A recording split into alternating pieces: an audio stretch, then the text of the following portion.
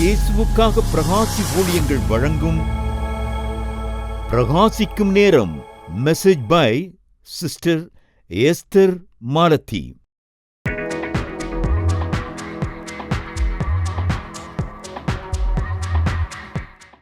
கிறிஸ்துவுக்குள் பிரியமானவர்களே, இணையற்ற இயேசு கிறிஸ்துவ நாமத்தில் உங்களை வாழ்த்துகிறோம்.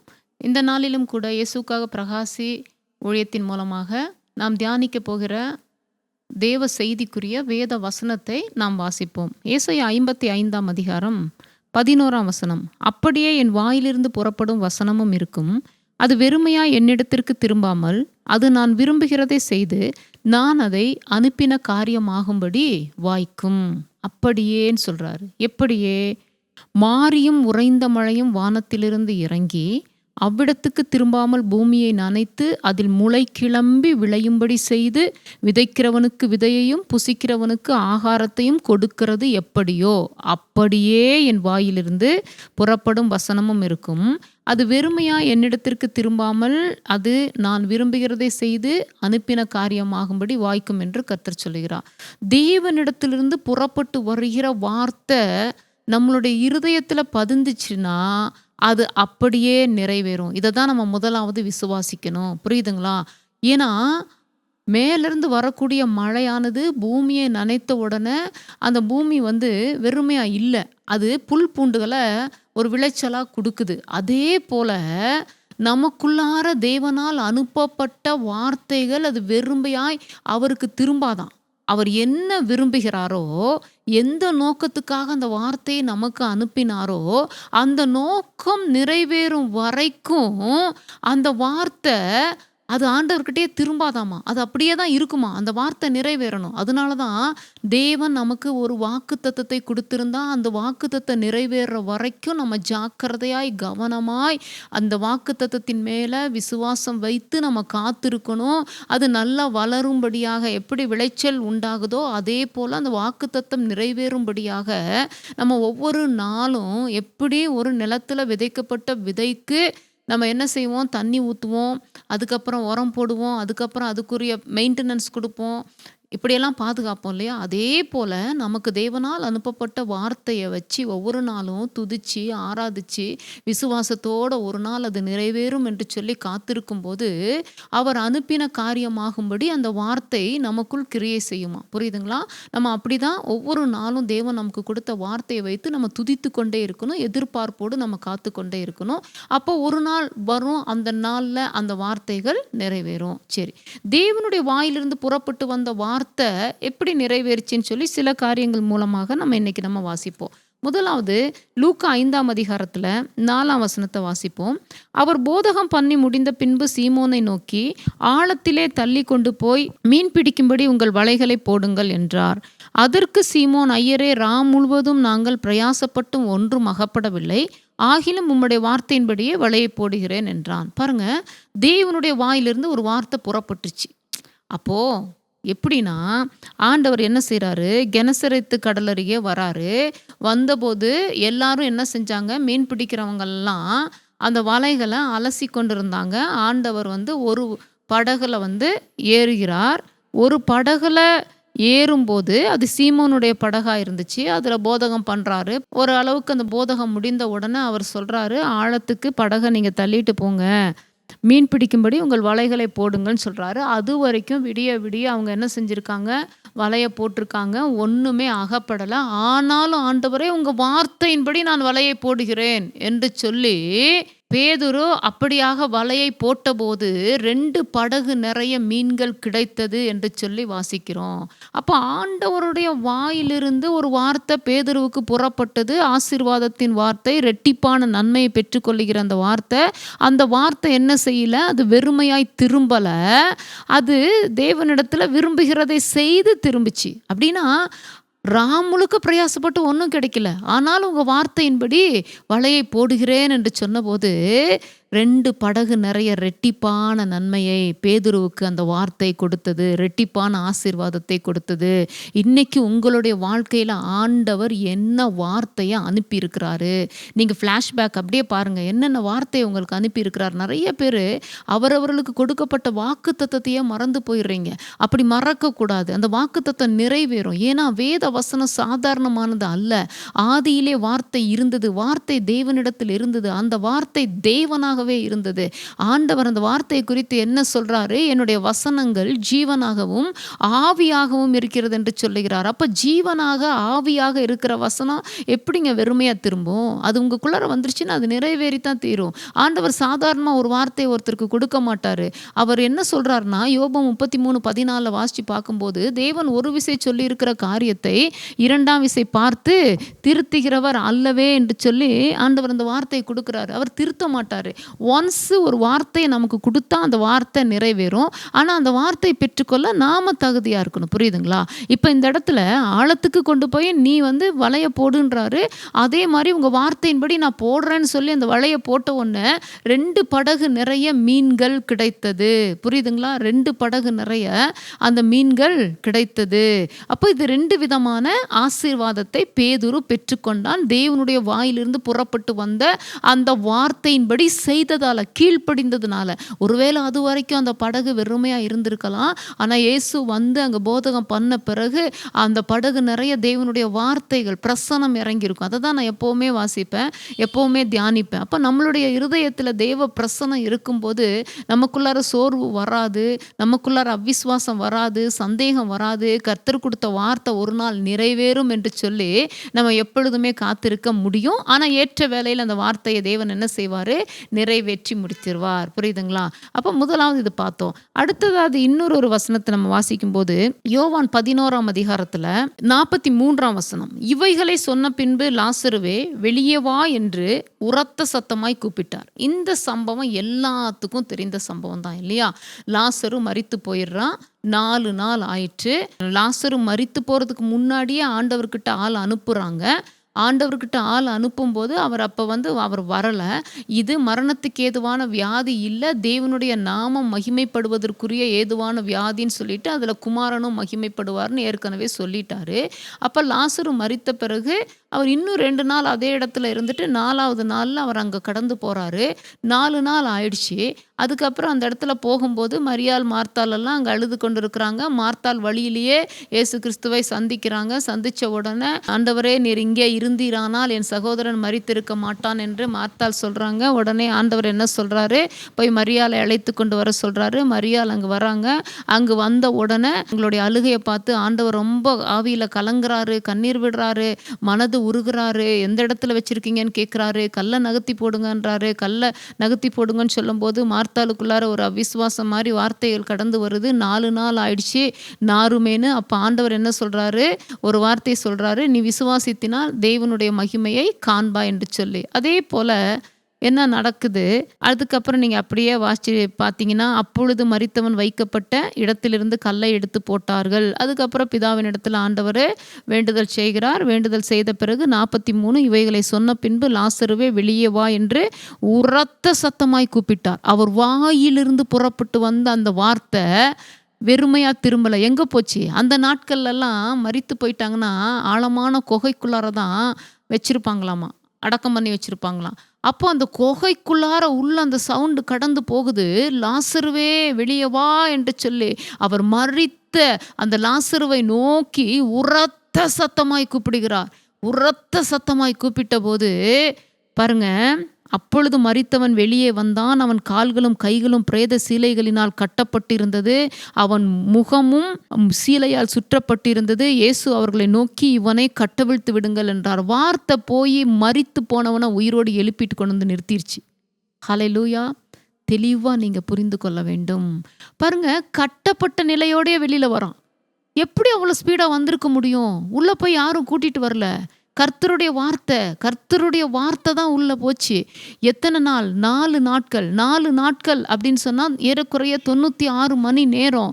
96 மணி நேரம் ரத்தம் உறைஞ்சி போயிடுச்சு. 96 மணி நேரம் அங்கே சுவாசம் கிடையாது. 96 மணி நேரம் எலும்புகள் இயங்கலை. 96 மணி நேரம் நரம்புகள் வேலை செய்யல. 96 மணி நேரம் இதய துடிப்பு கிடையாது. 96 மணி நேரம் பிரெயின் ஒர்க் ஆகல. எப்படி அவ்வளோ ஸ்பீடா அவன் உடனே வெளியே வந்தான்? கர்த்தருடைய வார்த்தையிலிருந்து புறப்பட்டு வந்த அந்த ஜீவன் அப்படியே மரித்து போன லாசருவுக்குள்ளார உள்ள அப்படியே ஊடுருவி பாய்ந்து போய் அவனை வெளியே கொண்டு வந்து நிறுத்திடுச்சு. அப்படிப்பட்ட இயேசு உங்களுக்கு என்ன வார்த்தை கொடுத்துருக்கிறாரு? உங்களுக்கு என்ன வார்த்தை கொடுத்துருக்கிறாரு? அந்த வார்த்தை இந்த நாளிலிருந்து தியானிங்க. அந்த வார்த்தையை சொல்லி இந்த நாளிலிருந்து ஸ்தோத்திரம் பண்ணுங்க. அந்த வார்த்தை அப்படியே நிறைவேறும். அவர் சொன்னது தான். என்னுடைய வாழ்க்கையில் என்னால் முடிஞ்ச வரைக்கும் என்னை வீட்டில் படிக்கிறதுக்கு ஒப்பு கொடுத்தாங்க. நான் படித்தேன். ஓரளவுக்கு நல்லாவே நான் படித்தேன். படித்து ஒரு கவர்மெண்ட் ஆஃபீஸ்லேயும் நான் ஒர்க் பண்ணிகிட்டு இருந்தேன். ஆனால் ஆண்டவர் என்னை ஊழியத்துக்காக தான் நான் உன்னை அழைச்சிருக்கேன்னு சொல்லிட்டு அவர் எனக்கு 2-3 முறை தெளிவாக திட்டமாக பேசினார். நான் என்ஜினியரிங் செக்ஷனில் ஒர்க்கிங் பண்ணிகிட்டு இருந்தேன். இன்றைக்கி இருந்தேன்னா ஒரு பெரிய போஸ்டிங்கில் நான் இருந்திருக்க முடியும். ஆனால் ஆண்டவர் பாதியிலே என்னை வெளியே கொண்டு வந்தார். வெளியே கொண்டு வந்து ஒரு நாள் நான் சாலையில் இருந்து அந்த ரோடு போட்டு கொண்டு இருந்ததை சூப்பர்வைசிங் பண்ணிகிட்டு இருக்கும்போது கர்த்தருடைய சத்தம் என்னை நோக்கி வந்துச்சு. மகளேன்னு ஒரு சவுண்டு வந்துச்சு. நான் அப்படியே திரும்புகிறேன். எந்த பக்கமும் யாரையும் காணோம். ஒர்க்கர்ஸ் மட்டும் ஒர்க் பண்ணிகிட்ருக்காங்க. மறுபடியும் சத்தம் வந்துச்சு. திரும்புகிறேன். ஒன்றுமே கேட்கல. அப்படின்னா யாரையுமே அங்கே பார்க்க முடியல. 3வது முறை கூப்பிட்டு ஒரு வார்த்தை சொன்னார். இந்த பாதையை போடுறதுக்காக நான் உன்னை அழைக்கல. பரலோகத்துக்கு அநேக ஜனங்கள் கடந்து வருவதற்காக பாதை போடுகிற பணியில் உன்னையும் நான் அழைத்திருக்கிறேன்னு சொல்லி எனக்கு ஒரு சத்தம் வந்துச்சு. அதுக்கப்புறம் ஒரு 2-3 டைமு வேறு சில காரியங்களின் மூலமாக ஆண்டவர் எனக்கு உறுதிப்படுத்தி என்னை வேலையிலிருந்து வெளியே கொண்டு வந்தார். ஊழியத்துக்கு தான் அழைச்சிருக்கிறேன்னா ஊழியம்தான். அந்த நாளிலிருந்து ஆண்டவருக்கு கீழ்ப்படிந்து செய்த ஊழியத்தின் மூலமாக இந்த நாளில் எத்தனையோ விளைச்சலை ஆண்டவர் ஆத்துமாக்களை அறுவடையாக கொடுத்திருக்கிறார். புரியுதுங்களா? ஆண்டவருடைய வசனம் வார்த்தை நமக்குள்ளார வந்துருச்சு அப்படின்னா அந்த வார்த்தை நிச்சயமாக நிறைவேறாமல் அது திரும்பாது. நிறைவேறி முடித்த உடனே ஆண்டவர் இந்த வார்த்தை கொடுத்தாரு, அது நிறைவேறிச்சு என்று சொல்லி நம்ம சாட்சி சொல்லுவோம் இல்லையா? அப்போ தான் அது கர்த்தர்ட்ட திரும்பும். ஆனால் நம்ம அதை அசட்டை பண்ணிடக்கூடாது. எனக்கு கொடுத்த வார்த்தையை நான் அசட்டை பண்ணிடக்கூடாது. நான் அசட்டை பண்ணிட்டேன்னா அது நடக்காது. நம்ம விசுவாசிச்சாதான் தேவனுடைய மகிமையை பார்க்க முடியும். அப்போ 2வதாக லாசருவே வெளியே வா என்று சொல்லி சத்தம் போட்ட உடனே அந்த உரத்த சத்தம் போட்ட அந்த நிமிஷத்திலேயே லாசரு வெளியே வருகிறான். தேவ நாமம் அந்த இடத்துல மகிமைப்படுகிறது. புரியுதுங்களா? அடுத்ததாக 3வது ஒரு வார்த்தை நீங்கள் பார்த்தீங்கன்னா யோவான் 5ஆம் அதிகாரத்தில் 8ஆம் வசனத்தை நம்ம வாசித்து பார்க்கலாம். இயேசு அவனை நோக்கி எழுந்திரு, உன் படுக்கையை எடுத்துக்கொண்டு நட என்றார். ஆமேன். இயேசு அவனை நோக்கி எழுந்திரு, உன் படுக்கையை எடுத்துக்கொண்டு நட. ஹல்லேலூயா. புரிஞ்சுக்குங்க. 38 வருடம் வியாதியுள்ள ஒரு மனுஷன் பெதஸ்தா குளத்தண்டையில் ஒவ்வொரு நாளும் வேதனைப்பட்டு கொண்டிருந்த ஒரு மனுஷன். என்னைக்காவது ஒரு நாள் ஒரு தெய்வதூதன் வந்து என்ன செய்வான்? அதை கலக்கும்போது வியாதியஸ்தர்கள் அங்கே நிறையா பேர் இருப்பாங்க.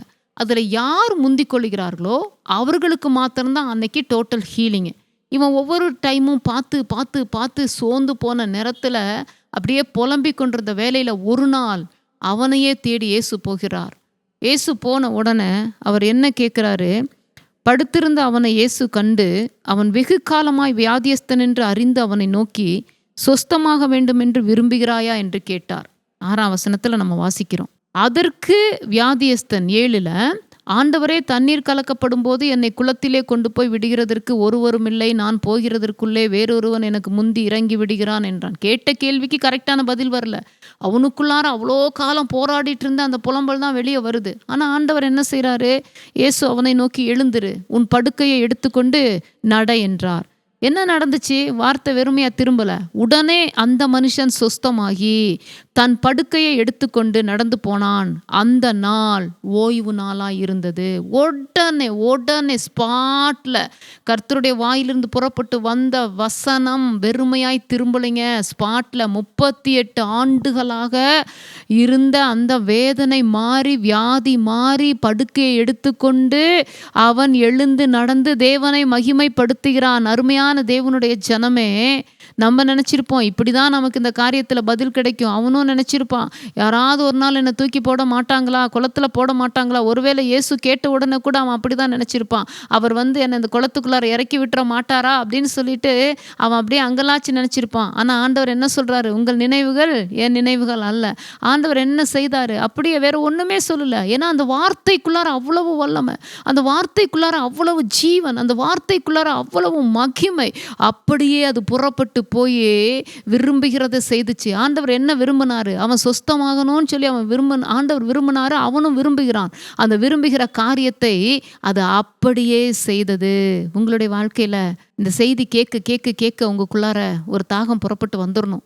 ஆண்டவரே, எனக்கு கொடுக்கப்பட்ட வாக்குத்தத்தத்தை நான் போய் மறுபடியும் பார்க்குறேன்ப்பா, மறுபடியும் எடுத்து நான் துதிக்கிறேன் ஆண்டவரே. அது நடக்கும், அது நடக்கும், கண்டிப்பாக நடக்கும். உங்கள் வார்த்தையில் ஜீவன் உண்டு, உங்கள் வார்த்தையில் வல்லமை உண்டு, உங்கள் வார்த்தையில் அக்கினி அபிஷேகம் உண்டு என்று சொல்லி நம்ம அந்த வார்த்தையை குறித்து நம்ம தியானிக்கும் போது அந்த வார்த்தையினுடைய வல்லமை அது வெறுமையாய் திரும்பாது. புரியுதுங்களா? அதனால தான் 100க்கு அதிபதி என்ன சொல்கிறான், ஆண்டவரே, நீர் எங்கள் வீட்டுக்கு வர்றதுக்கு நான் பாத்திரன் அல்ல, ஆனால் நீங்கள் என்ன செய்யுங்க, ஒரே ஒரு வார்த்தையை மட்டும் என்கிட்ட சொல்லுங்க, ஒரே ஒரு வார்த்தை மட்டும் என்கிட்ட சொல்லுங்க என்று சொன்னபோது அந்த வார்த்தை நிறைவேறியது. அந்த வார்த்தை நிறைவேறியது. புரியுதுங்களா? அந்த வார்த்தைக்குள்ளார அவ்வளவு வல்லமை. அவர் வேறு ஒன்றும் சுகமாகன்னு சொல்லி வார்த்தை கூட சொல்ல. இஸ்ரவேலருக்குள்ளார இப்படிப்பட்ட ஒரு விசுவாசத்தை நான் பார்த்ததில்லைன்னு அவர் ஆச்சரியப்படுற நேரத்திலேயே அந்த வேலைக்காரன் சுகம் அடைகிறான். எவ்வளோ பவர் பாருங்க, கர்த்தருடைய வாயிலிருந்து புறப்பட்டு வருகிற வார்த்தைக்கு எவ்வளோ பவர். இது சொல்லிக்கிட்டே போகலாம். நீங்கள் வேத வசனத்தை வாசிச்சுட்டே இருந்தீங்கன்னா எத்தனையோ காரியங்கள். அதனால தான் பைபிள் வாசிக்கணுங்கிறது. நம்ம அதிகமாக ஜெபம் பண்ணுறோம், ஆனால் பைபிள் வாசிக்கிறதுல ரொம்ப கம்மி. நிறைய பேர் அதான் சொல்லுவாங்க, ஜெபிக்கிற அளவுக்கு ஆவியில் நிரம்பி ஜெபிக்கிற அளவுக்கு எங்களால் வேதத்தை வாசிக்க முடியல. இல்லை, நீங்கள் வேதத்தை வாசித்து முடித்து நீங்கள் ஜெபிங்க. என்னை பொறுத்த வரைக்கும் நான் அப்படி தான் விரும்புவேன். எப்போவுமே வேதத்தை வாசித்து முடிப்பேன். எப்படி சங்கீதம் 39:3, என் இருதயம் எனக்குள் அனல் கொண்டது, நான் தியானிக்கையில் அக்கினி மூண்டது. வேத வசனத்தை நல்லா தியானித்து நல்ல ஒரு அக்கினியை நமக்குள்ளார வர வச்சு, அப்பொழுது என் நாவினால் விண்ணப்பம் செய்தேன் என்று சங்கீதக்காரன் தாவீது சொல்வது போல அப்படி ஜெபிக்கும்போது எப்படி வேணால் ஜெபிக்கலாம். நீங்கள் ஜெபிச்சுட்டு பைபிள் வாசிங்க, இல்லை பைபிள் வாசிச்சுட்டு ஜெபிங்க. ஆனால் இந்த வசனத்தின்படி ஜெபிக்கும்போது அந்த அக்கினி நமக்குள்ளார வேத வசனம் உள்ள ஆவியாய் ஜீவனமாய் உள்ளே போயிடுதில்ல, ஆத்மாவை நல்லா கொளுத்துதான் மாற்றிடுதில்ல. அதுக்கப்புறம் ஜெபிக்கும்போது உங்களுடைய ஜெபத்தில் பெரிய அற்புதத்தை கர்த்தர் செய்வார். புரியுதுங்களா? அடுத்து லூக்கா 18:42 நீங்கள் வாசித்து பார்த்தீங்கன்னா அதில் பர்திமே குருடன் இல்லையா, அந்த குருடனுடைய காரியங்கள் எல்லாத்துக்கும் தெரியும். அவனை கண்ட்ரோல் பண்ணுறாங்க, எல்லாரும் அடக்குறாங்க. அடக்குன உடனே அந்த நேரத்தில் என்ன நடக்குது, மறுபடியும் என்ன செய்கிறான், அவன் சத்தமிட்டு அவன் கூப்பிடுகிறான். சத்தமிட்டு அவன் கூப்பிடும்போது, சத்தமிட்டு கூப்பிடுற அந்த நேரத்தில் ஆண்டவர் திரும்பி பார்க்குறாரு. ஆண்டவர் திரும்பி பார்த்து அந்த நேரத்தில் தேவன் அங்கே என்ன செய்கிறாராம், கிரியை செய்ய ஆரம்பிக்கிறார். அவன் பார்வை அடைகிறான். புரியுதுங்களா? அவன் பார்வை அடைகிறான். அவர் என்ன சொல்கிறாரு, நீ பார்வை அடைவாயாக, நீ என்ன செய்ய, பார்வை அடைவாயாக, பார்வை அடைவாயாக என்று சொன்ன நேரத்திலேயே அவன் என்ன செய்கிறான், அந்த ஸ்பாட்டில் அவன் பார்வையை பெற்றுக்கொள்கிறான். அப்போ அவருடைய வாயிலிருந்து புறப்பட்டு வந்த வார்த்தை என்ன செய்யலைங்க, அது வெறுமையாக திரும்பலை. அது அவர் விரும்புகிறதே. அவர் என்ன விரும்பி இருக்கிறாரு, அந்த குருடன் என்ன செய்யணும், பார்வை அடைய வேண்டும் என்று அவர் விரும்பி இருக்கிறார். அப்படி விரும்பின உடனே அந்த காரியங்கள் அப்படியே நிறைவேறியது. புரியுதுங்களா? அவர் வாயிலிருந்து என்ன வார்த்தை வந்துச்சாமா, பார்வை அடைவாயாக, பார்வை அடைவாயாக, பார்வை அடைவாயாக என்று சொன்ன உடனே ஆண்டவர் ஒவ்வொருத்தருக்கு ஒவ்வொரு விதமாக அவர் என்ன செய்வார், சுகம் கொடுப்பாரு. நம்ம எந்த விதத்தில் நமக்கு சுகம் தரப்போறாருன்னு நமக்கு தெரியாது, எந்த விதத்தில் நமக்கு கிரியை செய்ய போறாருன்னு தெரியாது. ஆனால் ஆண்டவர் கிரியை செய்வாருங்க. நமக்கு அவர் எப்படி செய்வாரோ அதை நம்ம ஏற்றுக்கொள்ளணும். அப்போ லூக்கா 18 நம்ம பார்க்கும்போது 42ஆம் வசனத்தில், நீ பார்வை அடைவாயாக, உன் விசுவாசம் உன்னை ரட்சித்தது. உடனே அவன், அதுதான் அந்த விளைச்சல். 43 பார்வை அடைந்து தேவனை மகிமைப்படுத்தி கொண்டே அவருக்கு பின் சென்றான். ஹல்லேலூயா! தெளிவாக புரிந்து கொள்ளுங்க. அவர் வாயிலிருந்து புறப்பட்டு வந்த வசனம் வெறுமையா திரும்பலைங்க. உடனே அது கிரியை செய்தது. அவன் தேவனை மகிமைப்படுத்தினான். உங்களுடைய வாழ்க்கையில் கர்த்தர் கொடுத்த வார்த்தைகள் கிரியை செய்த உடனே நீங்கள் சாட்சி சொல்லி கர்த்தரை மகிமைப்படுத்தணும்னு இப்போவே ஒரு வாஞ்சை வந்துருச்சு இல்லை? உங்களுக்கு என்ன வார்த்தை கொடுத்துருக்கிறாரு, அந்த வார்த்தை நிறைவேறும். குறித்த காலத்துக்கு தரிசனம் வைக்கப்பட்டிருக்கிறது. அது பொய் சொல்லாது. அது முடிவிலே விளங்கும். ஆண்டவர் சொல்லிட்டார், பொய் சொல்லாது. நான் கொடுத்த வார்த்தை பொய் சொல்லாது. உன் தரிசனத்தை குறித்து நான் கொடுத்த வார்த்தை பொய் சொல்லாது. உன்னுடைய காரியத்தை குறித்து நான் கொடுத்த வார்த்தை பொய் சொல்லாது. அது முடிவிலே விளங்கும், முடிவிலே விளங்கும். ஒரு டைம் வரும், ஒரு முடிவு வச்சிருக்கிறாரு, ஒரு நேரம் வச்சிருக்கிறார். அந்த நேரத்தில் நடக்கும். அது வரைக்கும் சோர்ந்து போகாம, அது வரைக்கும் அவிசுவாசப்படாம, சந்தேகப்படாம, கலக்கப்படாம, குழம்பாம அந்த வேத வசனத்தை தியானித்து கொண்டே இருங்க, தியானித்து கொண்டே இருங்க. தியானித்து கொண்டே இருக்கும்போது, நாட்கள் கடந்து வரும்போது அந்த வார்த்தை அப்படியே உங்களுக்குரியதாய், உரிமையாக அப்படியே மாறி நீங்க தேவனை மகிமைப்படுத்துவீங்க. கடைசியா பவுலுக்கு ஆண்டவர் ஒரு வார்த்தை சொல்றாரு. பவுலுடைய சரீரத்துல பலவீனம், பயங்கரமான ஒரு ஊழியக்காரர் இல்லையா? பவுல் மாதிரி ஒரு ஊழியக்காரங்க கிடைக்கிறது ரொம்ப கடினமான காரியம். அப்ப அந்த பவுலுக்கு சரீரத்துல பலவீனம். 3 முறை அவர் ஆண்டவர்கிட்ட வேண்டிக் கொள்ளும் போதும் கர்த்தர் அந்த பலவீனத்தை நீக்கி போடல.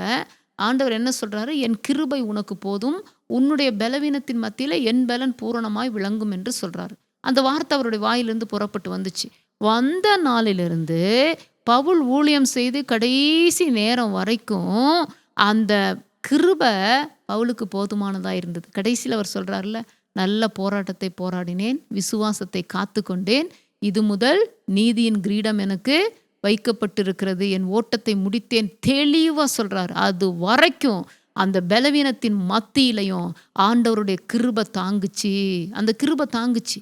அந்த கிருபை ஆண்டவருடைய வாயிலிருந்து புறப்பட்டு வந்த அந்த வார்த்தையிலிருந்து வந்தபடியினால அந்த வல்லமை பவுலினுடைய சரீரத்துல இறங்கிருச்சு. எத்தனை பாடுகள், எத்தனை வேதனைகள் பவுலுடைய வாழ்க்கையில. ரோமர் 8ஆம் அதிகாரத்துல பட்டியலே போட்டு வச்சிருக்கிறார் பாருங்க. கிறிஸ்துவின் அன்பை விட்டு என்னை பிரிப்பவன் யார்? அதுல போடப்பட்ட அத்தனை வார்த்தைகளும் அதன் வழியாக, அந்த சம்பவங்களின் வழியாக கடந்து வந்த பவுல், கிறிஸ்துவின் அன்பை விட்டு என்னை யாரும் பிரிக்க முடியாதுன்னு சொல்றார். காரணம் என்ன தெரியுங்களா? தேவனுடைய வாயிலிருந்து புறப்பட்டு வந்த என் கிருபை உனக்கு போதுன்ற வார்த்தை கடைசி நிமிஷம் வரைக்கும் பவுலுக்கு அந்த கிருபையே தாங்கியது. பவுல் ஒரு வார்த்தை சொல்லும்போது, நான் பலவீனனா இருக்கும்போதே பலமுள்ளவனா இருக்கிறேன் அப்படின்னு சொல்றார். காரணம் என்னன்னா, அவருடைய வார்த்தை வந்துருச்சு. நான் என் பலவீனத்தை குறித்து மேன்மை பாராட்டுகிறேன். காரணம் என்ன? கர்த்தருடைய வாயிலிருந்து வார்த்தை வந்துருச்சு. அந்த வார்த்தை என்ன செய்யல? அது வெறுமையா திரும்பல. அது ஜீவனுள்ள வார்த்தை. அந்த ஜீவனுள்ள வார்த்தை வெறுமையா திரும்பல. என்ன வார்த்தை அவர் சொன்னாரோ அந்த வார்த்தை அப்படியே நிறைவேறியது, அப்படியே நிறைவேறியது. அருமையான தேவனுடைய ஜனமே, இந்த நாளிலும் கூட நம்ம இந்த சத்தியத்தை பார்த்துருக்கோம். இன்னும் நிறைய காரியங்கள் இருக்குது. ஜெபத்தலைவன்ட்ட சொல்றாரு. ஜெபத்தலைவன் வீட்டிலேருந்து எல்லாம் வராங்க. உன் பெண்ணு மரிச்சு போயிட்டா, இனி போதகரை தொந்தரவு பண்ணாதேன்னு சொல்லிட்டு. ஆனால் அவர் ஒரு வார்த்தை சொல்றாரு, பயப்படாத, விசுவாசம் உள்ளவனா இரு, அந்த வீட்டில் போய் அந்த குழந்தைய சிறு பெண்ணை எழுந்துருன்னு சொல்றாரு. அந்த வார்த்தை வெறுமையா திரும்பல. அந்த பிள்ளை எழுந்து அமர்ந்தாள். புரியுதுங்களா? அதனால இன்னைக்கு உங்களுடைய வாழ்க்கையில ஆண்டவர் கொடுத்த வாக்கு தத்துவத்தை சற்று நினைச்சு பாருங்க. அந்த வாக்கு தத்துவம் வெறுமையா திரும்பாதுங்க. உங்களுக்கு உண்மையா ஜெபத்துல கிடைச்சிருந்துச்சுன்னா, ஊழியக்காரர்கள் மூலமா கொடுத்துருந்தாருன்னா, அல்லது நீங்க வேதத்தை வாசிக்கும் போது உங்களுக்கு ஒரு வார்த்தை இருந்துச்சுன்னா, எத்தனையோ வார்த்தை கொடுத்துருக்கலாம். ஆனா சில வார்த்தை நம்மளோட இருதயத்துல அப்படியே பதிஞ்சு போயிருக்கும் பாருங்க. அந்த வார்த்தையை முதலாவது எடுங்க. அந்த வார்த்தை மட்டும் அது ஒரு நாளும் என்ன செய்யாது? அது நிறைவேறாம இருக்காது. அந்த வார்த்தையை நீங்க எடுத்து அந்த வார்த்தைக்கு நன்றி செலுத்துங்க. அந்த வார்த்தை தேவன் உங்களுக்கு கொடுத்ததுக்காக துதி செலுத்துங்க. தேவன் நிச்சயமா ஏற்ற வேலை கடந்து வரும்போது அப்படியே என் வாயிலிருந்து புறப்படுகிற வசனமும் இருக்கும். அது வெறுமையா என்னிடத்துக்கு திரும்பாமல் நான் விரும்புகிறதை செய்து அதை அனுப்பின காரியமாகும்படி வாய்க்கும் என்று சொல்லி உங்களுக்கு அந்த காரியத்தை வாய்க்க பண்ணுவார். ஜெபிப்போமா? எங்களை கிருபையாய் நேசிக்கிற எங்கள் அன்பின் பரலோக தகப்பனே, அப்பா, இந்த நாளிலும் கூட ஆண்டவரே, அப்பா, உம்முடைய வாயிலிருந்து புறப்பட்டு வந்த வார்த்தை வெறுமையா திரும்பாது என்று சொல்லி இந்த நாளில் சில காரியங்களை எங்களுக்கு நீர் சொல்லி இருக்கிறீரையா. அப்பா, அந்த வார்த்தையின்படி ராஜா, இந்த நாளில் ஜனங்களுக்கு கொடுக்கப்பட்ட, அவரவர்களுக்கு தனித்தனியாக கொடுக்கப்பட்ட வாக்கு தத்தங்கள், அது உம்முடைய வார்த்தை ஆண்டவரே. பரலோகத்திலிருந்து கடந்து வந்த வார்த்தைப்பா, உம்முடைய இருதயத்திலிருந்து கடந்து வந்த வார்த்தைப்பா. அது வெறுமையாய் திரும்பாத ஆண்டவரே. கர்த்தர் சொல்லுகிறா, ஹல்லேலூயா, நன்றி ஆண்டவரே, நன்றி அப்பா, நன்றி அப்பா. பயப்பட வேண்டாம், உங்கள் வலது கரத்தை பிடிச்சு நான் உங்களுக்கு துணை நிற்கிறேன். என் வாயிலிருந்து புறப்பட்டு வந்த வார்த்தை நிறைவேறும். உங்களுடைய பாடுகளின் மத்தியில, வேதனைகளின் மத்தியில, கண்ணீரின் மத்தியில அந்த வார்த்தை ஜீவனுள்ள வார்த்தையா இருக்கிறபடினால நாட்கள் கடந்து வரும்போது, மகனே மகளே, உங்களுடைய துக்கமெல்லாம் சந்தோஷமாய் மாறும். துன்பத்தை கண்ட வருஷங்களுக்கு சரியாய் நான் உங்களை மகிழ்ச்சியால் இடை கட்டுவேன் என்று கர்த்தர் சொல்லுகிறார். இந்த நாளிலிருந்து தீர்மானம் எடுத்து நான் உங்களுக்கு கொடுத்த வார்த்தையை சொல்லி என் நாமத்தை மகிமைப்படுத்துங்க. என் நாமத்தை மகிமைப்படுத்துகிற அந்த ஸ்தானத்துல நான் வருவேன். அந்த இடத்துல வந்து உங்களை நான் ஆசீர்வதிப்பேன் என்று கர்த்தர் சொல்லுகிறார். என் வார்த்தை நிறைவேறும், அப்படியே நிறைவேறும். அது ஒரு நாளும் மாறாது. வானமும் பூமியும் ஒளிந்து போகும், ஆனால் என்னுடைய வார்த்தை ஒரு நாளும் ஒளிந்து போகாது. இனி வேதனைப்பட வேண்டாம், இனி கலங்க வேண்டாம், இனி கண்ணீர் விட வேண்டாம். தேவனுடைய வார்த்தை ஒரு நாள் நிறைவேறும் என்று சொல்லி என் நாமத்துக்கு மகிமை செலுத்தி கொண்டே இருங்க. விசுவாசத்தோடு காத்திருங்க. அந்த விசுவாசத்தினால பெரிய நன்மையை நீங்கள் பெற்றுக்கொள்வீர்கள். கர்த்தருடைய ஆவியானவர் இதோ இந்த நாளில் சொல்லுகிற அந்த வார்த்தையை அருமையான ஜனங்கள் கேட்டுக்கொண்டிருக்கிறாங்கப்பா.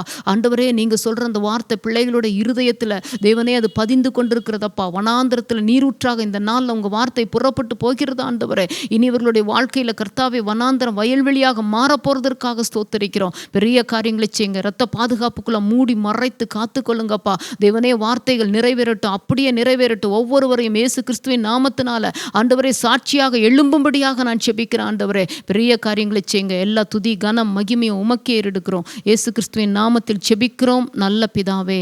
ஆமேன், ஆமேன், ஆமேன். கர்த்தர் உங்களை ஆசீர்வதிப்பாராக. ஆமேன்.